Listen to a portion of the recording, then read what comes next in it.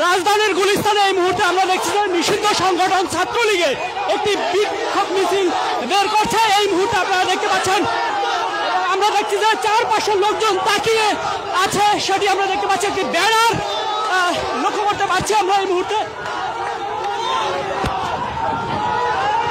নিষিদ্ধ সংগঠন ছাত্রলীগের একটি বিক্ষোভ মিছিল।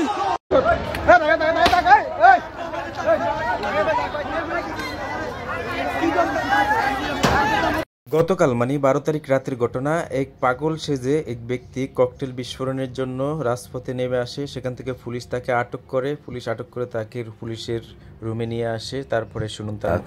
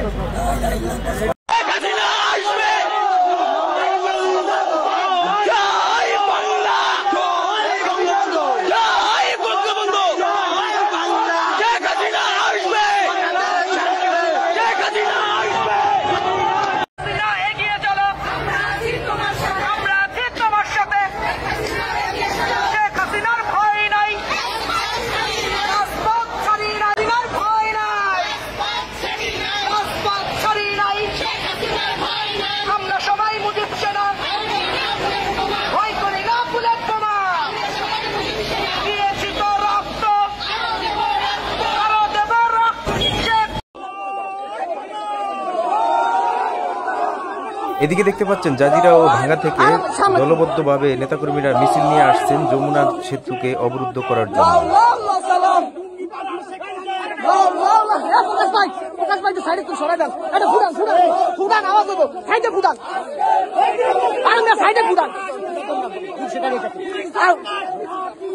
ঠিক আছে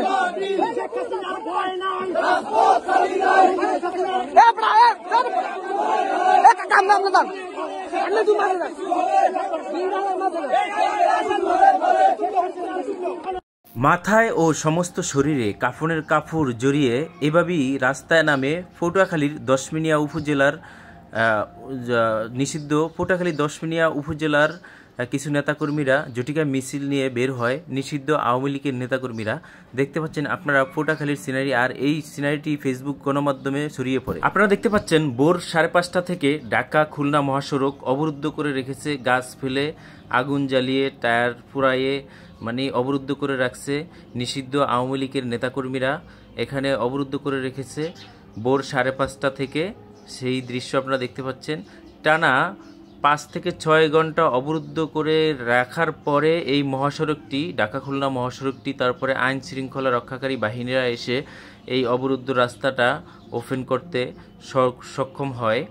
আপনারা দেখছেন কিছু নেতাকর্মীরা আওয়ামী লীগের টানা 5 ঘন্টা